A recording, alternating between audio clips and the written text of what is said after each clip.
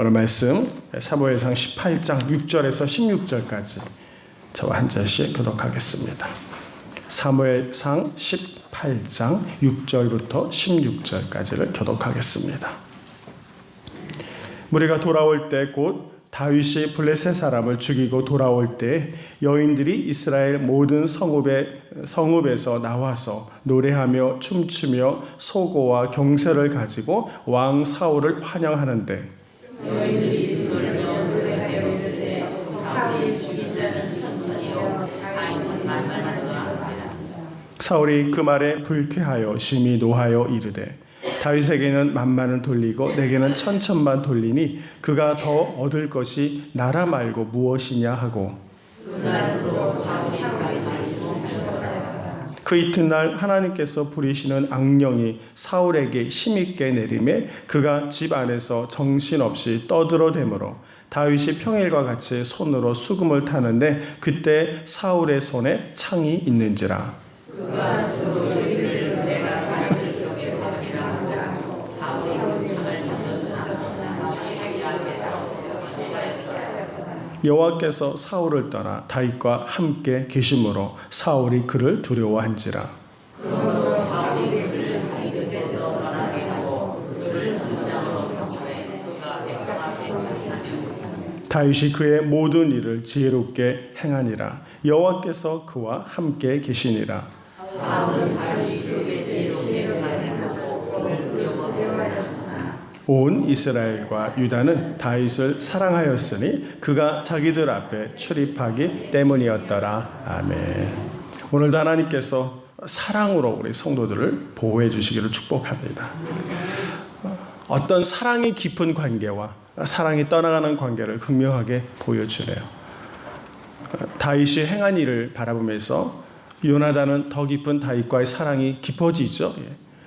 요나단과 다윗의 그 사랑과 우정, 모든 것을 기꺼이 내어줄 수 있는 우정이 한켠에서는 싹이 트는가 하면, 동일한 사건을 보면서 한쪽 관계는 다윗과 요나단은 깊은 사랑과 신뢰감으로 회복이 되는가 하면 더 깊은 신하와 왕과의 관계로 더 이렇게 회복이 되고 나라 세워가는 것이 그 나라에도 참 도움이 될 텐데 사울과 다윗의 관계는 점점 더 악해져 가고 파괴돼 가는 것을 봅니다. 우리가 인생을 살 때 두 가지 사건들을 다 경험하는 것이 또 우리의 인생일 것 같아요. 어떤 사람과는 사랑이 깊어지기도 하고 어떤 사람과는 관계가 깨어지기도 합니다. 근데 그 원인들은 어디에 있을까요? 생각해 보면 우리의 이해 타산에 있는 것일까? 우리가 무엇에 기초하여 사랑 관계를 세워가느냐에 보면 알 것 같습니다. 어떤 이익과 어떤 비즈니스 관계적인 입장에서 이 관계가 형성이 되면 그 비즈니스가 잘 유지될 때만 그 관계가 유지되는 것이지, 그 관계가 깨어지면 사람 관계도 깨어질 수밖에 없는 거죠. 우리가 예수를 믿는다는 건 어떤 관계일까요? 믿음의 관계와 사랑의 관계 안에서 서로 교제하는 겁니다. 그러니까 나의 기분이 이 영적인 교제를 나누는 데 있어서 근본이 아니라 하나님의 말씀이 서로의 관계를 세워가고 유지하는 가장 중요한 근거가 되고 틀이 되는 거죠. 언제나 잊지 않기를 축복합니다.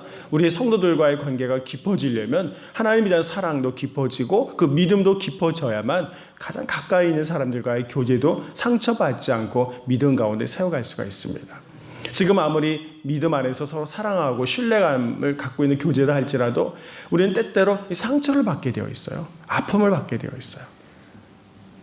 옛날에 그 꽃바다 청춘에서 세 명의 남자들 윤상, 이적, 어떤 세 남자가 여행을 간 프로그램이 있었는데 여기 아무도 보신 분이 없을 거예요. 근데 그 나라에 처음 가가지고 제일 먼저 숙소를 잡았어요. 방을.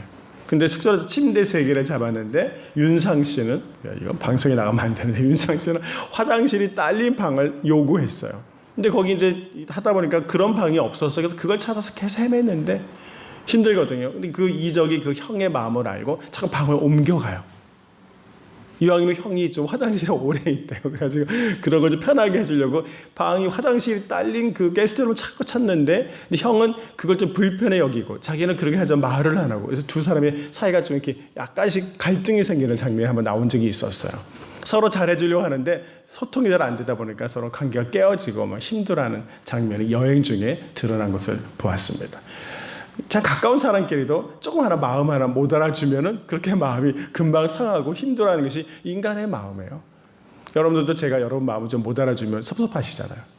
그런 것처럼 우리의 관계도 조금만 마음을 못 알아주면 그만큼 아프고 좀 힘들어하는 것이 사람들이 사는 관계다라는 걸 깨닫습니다.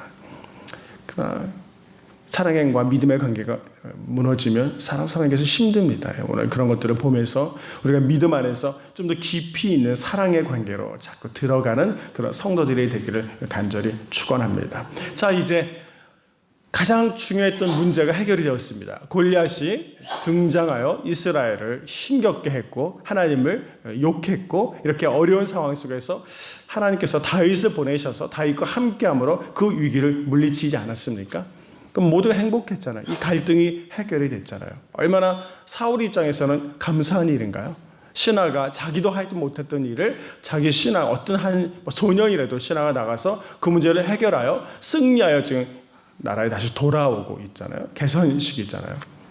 근데 그 자리에 문제가 생겼네요. 여인들이 너무 기뻐서 찬양하다가 그만 사울이 죽인 자는 천천히요 다윗이 죽인 자는 만만이다라고 이제 이렇게 객관적인 자료를 좀 뻥튀기 하여 이렇게 서로 다윗이 골리앗을 물리쳤다는 이야기를 들으면서, 왜냐하면 골리앗이 40일 동안 소리쳤잖아요. 그러니까 이 온 나라가 알 거 아니에요. 왜 전쟁이 이렇게 오래 안 끝납니까?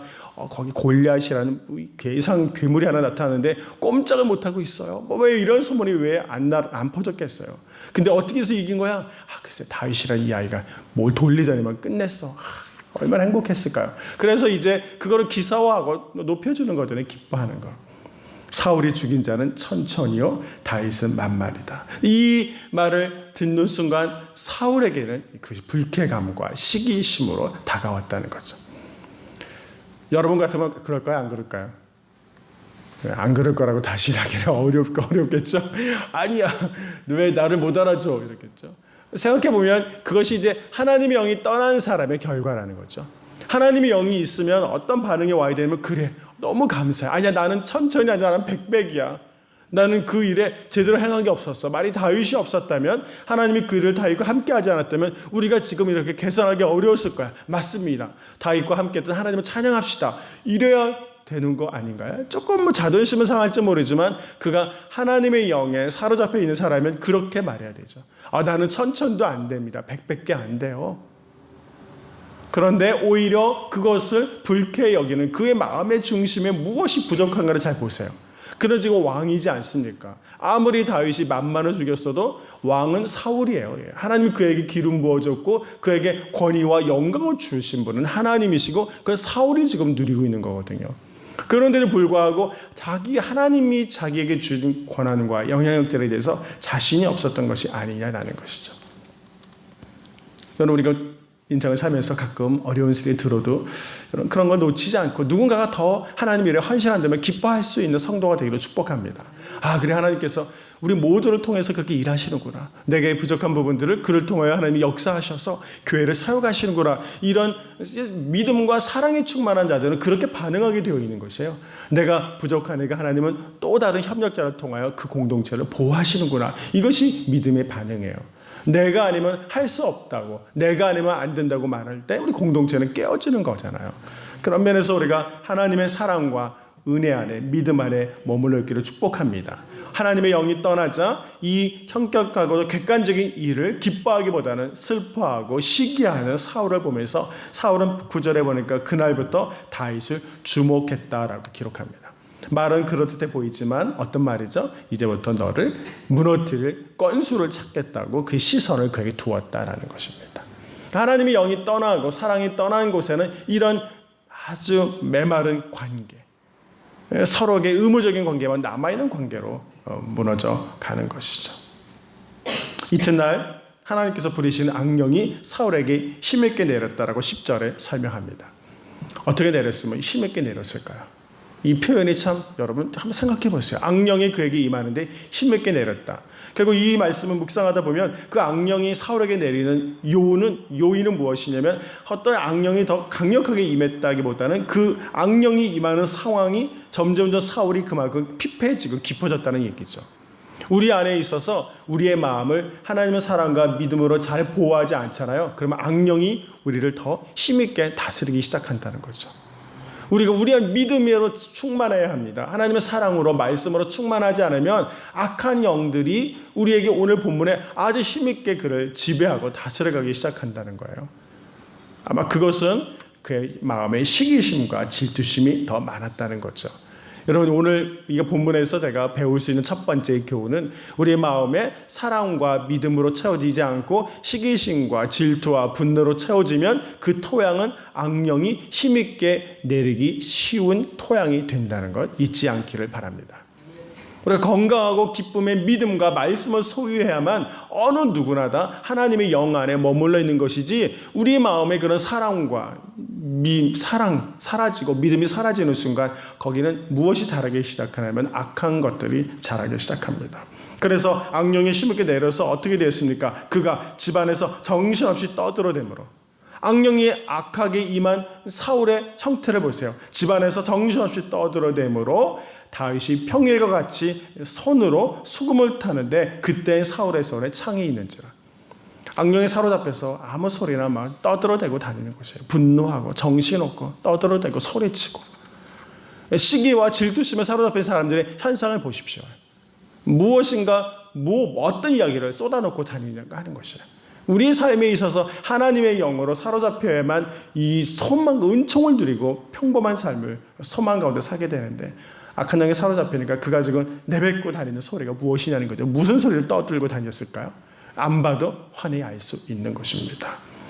그러면서 오늘 이렇게 악령에 사로잡혀 있는 사람은 자기 자신이 결국 병들어 가는 것이에요. 시기와 질투심이 깊어지면 악령이 그에게 임하기도 좋지만 그의 영혼도 뼈를 갉아먹을 만큼 힘들게 되는 겁니다. 우리가 하나님 앞에 기쁨으로 서 있기를 축복합니다. 오직 하나님의 말씀으로 다스림을 받아야만 이 일이 회복이 되는 것이지, 그렇지 않으면 우리가 하나님의 영을 소유하며 살아갈 수가 없는 인생이 될 수밖에 없어요. 그래서 그가 손에 들고 있는 걸 집어 던져서 다윗을 죽일 만큼 그저 악한 시기심에 너무나 큰 극치에 최대치에 도달해 있는 것이에요. 그런데도 오늘 하나님의 영과 함께 했던 다윗은 어떤가를 한번 봅시다. 12절에 보니까 여호와께서 사울을 떠나 다윗과 함께 계심으로 사울의 그를 두려워하고 있다. 하나님이 함께하는 자는, 하나님이 함께하지 않는 자를 두려워하고 있는 것이죠. 그러므로 사울이 그를 자기 곁에서 이제 떠나게 하고 그를 천부장 사움에 그가 백성 앞에 출입하게 됐다. 결국은 그를 다윗을 쳐다볼 수가 없어서 내보냈죠. 군대로 내보냈습니다. 그런데 그 나간 곳에서도 다윗은 점점점 더 이렇게 지혜롭게 행동을 하게 되고 하나님이 그를 보호하게 됩니다. 그 일은 14절은 다윗이 그의 모든 일을 지혜롭게 행하니라. 여호와께서 그와 함께 계시리라. 꼬투리만 잡으려고 주목하던 사울의 눈에 하나님은 다윗과 함께해서 다윗이 그 모든 일을 지혜롭게 행했다라고 성경은 증언합니다. 하나님의 영이 함께하는 자는 서둘지 않고 지혜롭게 행합니다. 꼬투리만 잡고 죽이려고 하는 사울의 시선에 죽일 수 있는 근거가 아무것도 없어지는 것이에요. 그게 하나님의 영이 함께하는 사람들의 은혜이죠. 하나님이 그를 보호하고 있다는 것이죠. 15절 사울은 다윗이 크게 지혜롭게 행함을 보고 그를 두려워하였다. 이 안에 얼마나 많은 일들이 벌어졌을까요? 조금만 더 잘못하면 내치고 뭔가를 해보려고 주목하고 있는 사울의 눈에 이 얼마나 그가 지혜롭게 행했으면 14절 15절 모든 일을 지혜롭게 행했다. 다윗이 크게 지혜롭게 행함으로, 지혜롭게 하는데 크게 지혜롭게 행하고, 사울은 악령이 임하는데 심히 강력하게 악령이 임하고, 이 대조적인 표현을 통해서 하나님의 영이 임하는 자들의 삶의 모습이 무엇인지를 성경은 우리로 하여금 알게 합니다. 지혜롭게 행하는 그에 대한 이스라엘 공동체 전체의 사랑은 점점점 깊어가기만 합니다. 여러분, 그러므로 오늘 본문을 통해서 우리가 누구에게 우리의 인생을 맡기며 살 수 있겠습니까? 오직 하나님에게만 우리의 인생을 맡기고 살기를 축복합니다. 우리의 꾀와 우리의 계획을 가지고는 이 사울과 같이 완악하게 꼬투리를 잡으려고 하는 사람들의 시선에 완벽하게 정직하게 살아갈 수가 없을 거예요. 그냥 하나님의 영에 우리가 서로에 사로잡혀 살면 하나님의 그를 내가 생각한 것보다 더 깊이 그를 보호하시고 지혜롭게 행하시는 분이 하나님이세요. 오늘 하루를 여러분이 말씀으로 이렇게 시작하시니까 오늘 하루 충분히 지혜로울 것이라고 믿습니다. 무엇을 많이 알아야 지혜로운 것이라 오늘 지혜의 핵심은 사실은 마음과 믿음에 있어요. 내가 하나님에 향한 믿음을 갖고 있으면 그 믿음이 나를 지혜롭게 인도해 가요. 분노하지 않게 하고 회복하게 하고 격려하게 하고 아무리 많이 알아도 마음이 상하고 악한 것들이 나를 지배하기 시작하면 이성 판단을 할 수가 없어요. 그러므로 믿음이 나를 지배하도록 내어 맡겨야 합니다. 그분의 사랑이 나의 마음과 생각을 잘 움직이도록 맡겨드리는 것이 가장 지혜로운 일이에요. 아무리 골방에 앉아서 머리를 써보세요. 아무 소용이 없는 것이에요. 오직 하나님의 영이 강력하게 그를 인도하고 붙들 때만이 하나님의 역사를 드러내게 되는 것이에요. 작곡가 멘델스존이 유럽 최고의 그 올간이 있는 성당을 방문한 적이 있다 그래요. 그래서 그 교회 올간 연주자에게 너무 멋진 올간이니까 한번 좀 연주 좀 해보자라고 요청을 했습니다. 근데 이 성당 올가니스트가 이게 얼마나 귀한 건데 아무나 맡길 수는 없습니다. 이렇게 거절했죠. 그런데 끈질기게 한번 그 올간을 쳐보고 싶어가지고 요청을 해가지고 할 수 없이 성당의 올가니스트가 그에게 기회를 줬어요. 그가 이제 멜네스존에 앉아가지고 올간을 확 연주하기 시작했어요. 그동안 이 성당에서 한 번도 들어보지 못한 너무나 멋지고 장엄한 연주가 울려 퍼지기 시작했죠. 너무나 놀란 그가 다가와서 도대체 당신 누구냐고. 그러니까 멘델스존인 걸 알게 된 것입니다. 그러자 제가 어리석었습니다. 이렇게 고백을 했다는 거죠. 그리고 하나님의 손에 맡기게 될 때 나를 가장 연주하고 나를 가장 소중하게 다스려 가시는 분은 하나님이시라는 것 언제나 잊지 말기를 축복합니다. 우리보다 나보다 능력 있는 분에게 나를 맡기고 사세요. 그러면 내 능력보다 훨씬 복되게 살아가요. 나보다 능력 있는 분에게 나의 인생을 맡기면 하나님이 그렇게 선하게 다스려 가는 거예요. 이번에도 우리가 논산 다녀왔지만 사실은 그 목사님 부부가 하나님을 믿고 맡기며 사는 것이에요. 그러니까 하나님께 맡기고 살면 하나님이 다스리시잖아요. 도우시고 함께 하시잖아요. 그 역사 가운데 얼마나 큰 플랜들을 제가 하면서 하나님의 역사가 참 좋아요. 그런 한 가지 간증하고 싶어요.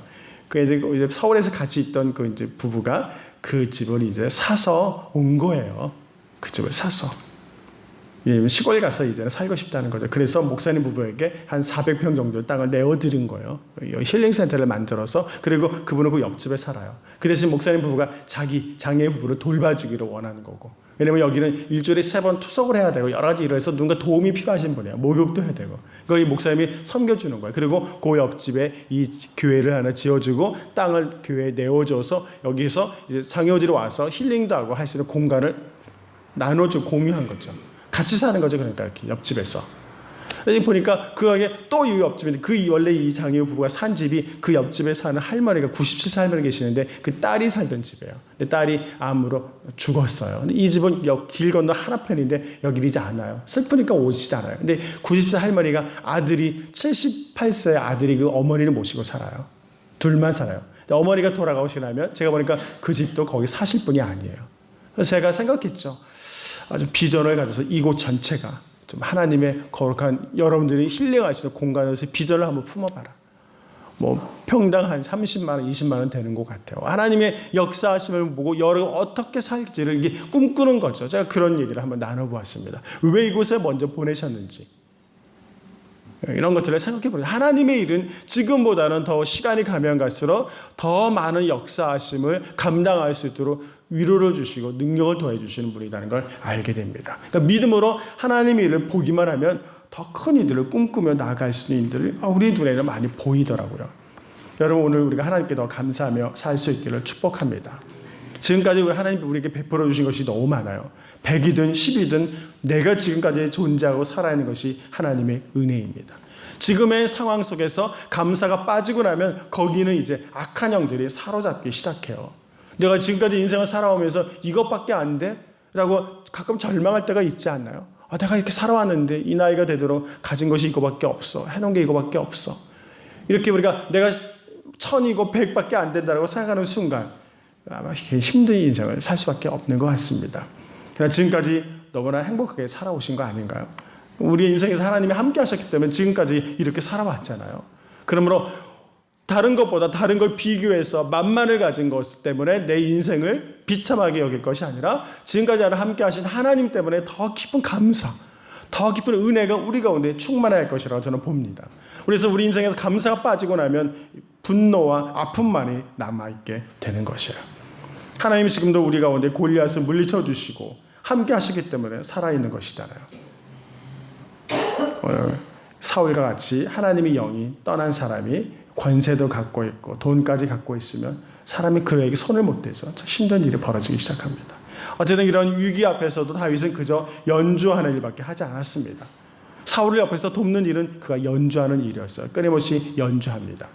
아무리 연주라는 건 결국 예배하는 것이잖아요. 찬양으로 그의 악한 영을 물리쳐 주는 거잖아요. 그렇죠. 잘 생각해 보세요. 그러면 그 예배의 자리라고 저는 생각해 보게 돼요. 아무리 사울이 예배를 많이 들어도 그의 마음에 있는 질투와 분노가 어떻게 돼요? 사라지지 않고 있잖아요. 결국 여러분이 예배 가운데 즐거움을 소유할 수 있는 건 일시적인 것이다. 우리는 예배에서의 온전한 회복은 죄에 대한 회개로부터 시작이 되는 거다. 죄를 내가 분명히 인식하고 죄를 고백하는 순간 영적 악한 영에 사로잡혀 있던 우리의 삶을 하나님의 영에 맡길 수 있는 것이지 그저 예배하며 들었다고 내가 온전히 회복하지 못한 악한 것들을 완전히 제거해 버릴 수는 없다라는 거예요. 회개의 영이 그래서 필요한 것입니다. 날마다 하나님 말씀 앞에 회개하는 상태로 움직여가는 것이 우리 가운데 필요한 것이에요. 악한 영이 역사하기 좋은 마음의 상태를 버리고 하나님의 영이 내 안에서 움직이시고 살아가시고 나를 다스리기에 필요한 믿음과 사랑으로 채워지는 귀한 성도가 되기를 축복합니다.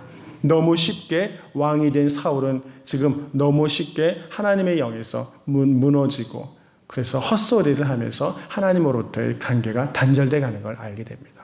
다윗은 점점 많은 시간을 어려워하지만 그 고난의 시간을 통해서 하나님께서 다윗을 얼마나 위대한 리더로 세워가는지를 성경은 계속해서 우리에게 보여줍니다. 자, 이제 이 본문의 말씀을 결론을 내려야 할 것입니다. 우리가 하나님 앞에 회개하면서 다시 은혜 가운데 살아가는 성도가 되기를 축복합니다. 결국 사울의 인생은 그에게 은혜가 떠나간 자리, 그래서 다윗을 경쟁자로 이해하면서부터 아무리 음악 치료를 시작해도 그런 치료될 수 없는 악한 영에 사로잡히게 되었다라는 걸 알게 됩니다.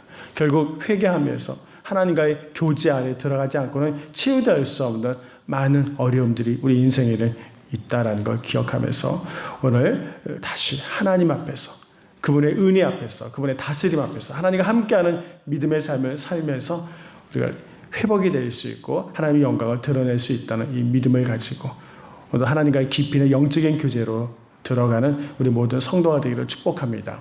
오늘 본문을 통해서 하나님께서 우리 각자에게 주신 교훈들을 마음에 새기고 하나님과 함께하는 큰 기쁨과 지혜로움이 얼마나 큰가. 하나님의 영이 우리를 가장 크게 지혜롭게 행해 주실 것입니다. 그래서 삶의 모든 어려움들을 능히 이겨내게 할 것이고 보호받게 하시는 하나님의 영을 우리 가운데 부어 주실 것입니다. 믿음을 붙들고 출입할 때 또 하나님의 큰 기쁨들이 드러나는 우리 모두 성도가 되기를 주님의 이름으로 간절히 축원합니다. 기도하겠습니다. 하나님 감사합니다. 주님께서 오늘 우리에게 주신 말씀을 묵상하면서 참으로 하나님의 영에 사로잡혀 사는 것이 얼마나 큰 행복인지를 또 한번 묵상합니다. 우리를 지혜롭게 하시고 믿음의 삶을 온전히 살 수 있도록 축복하시는 주님, 우리가 부름받은 각자의 자리에서 그 같은 믿음과 영광을 드러낼 수 있도록 축복하여 주옵소서.